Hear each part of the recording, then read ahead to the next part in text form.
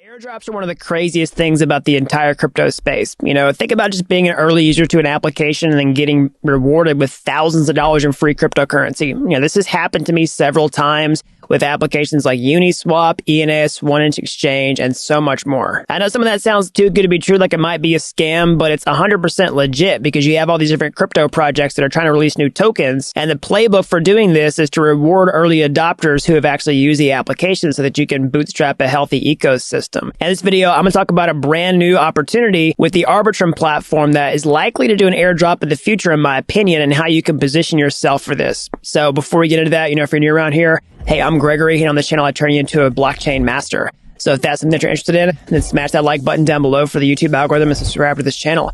And if you want to learn how to master blockchain step-by-step start to finish, then head on over to dappuniversity.com/bootcamp to get started today.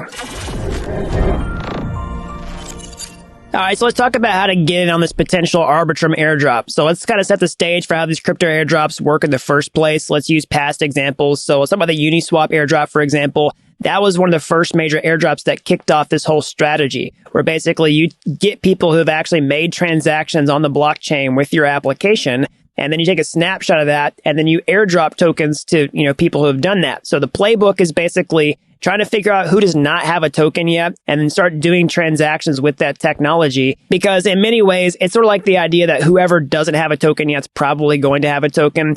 Now, another reason to think that Arbitrum is going to do an airdrop is because, well, guess what? Optimism has done an airdrop. And because it's such a main competitor chain, it stands to reason they're probably going to do an airdrop of some kind. All right, so now let's talk about how to position yourself for this airdrop. Now, full disclosure, there's no way to know exactly how they're going to, reward people. You can go look at other airdrops that happened in the past, like Uniswap, ENS, right?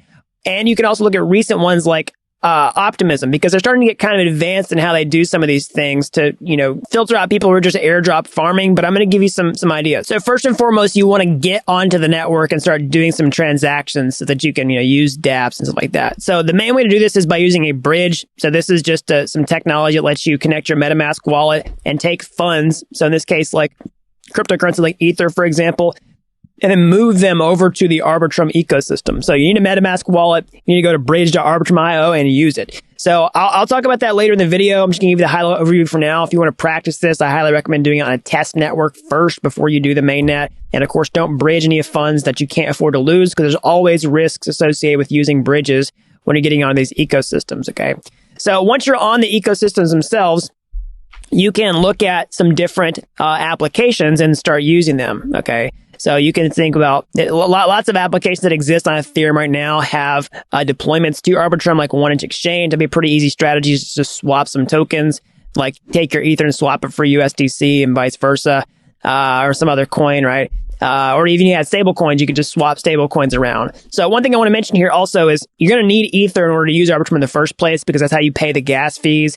That's the whole beauty of layer twos. Like they're meant to help Ethereum scale, and you need Ether to continue paying the gas fees in those ecosystems. So even if you decide to swap stable coins around, you still need to, pay with Ether for gas fees, but the fees are a lot cheaper than the Ethereum network once you're on the ecosystem itself. So I want to draw your attention though to two other main efforts that could likely be a factor in who gets airdrops and how much.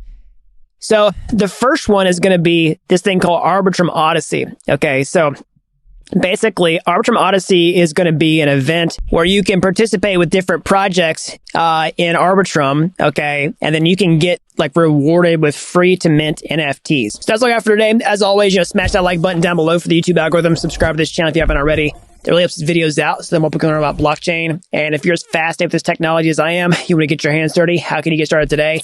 So that's all I've got. And until next time, thanks for watching Dapp University.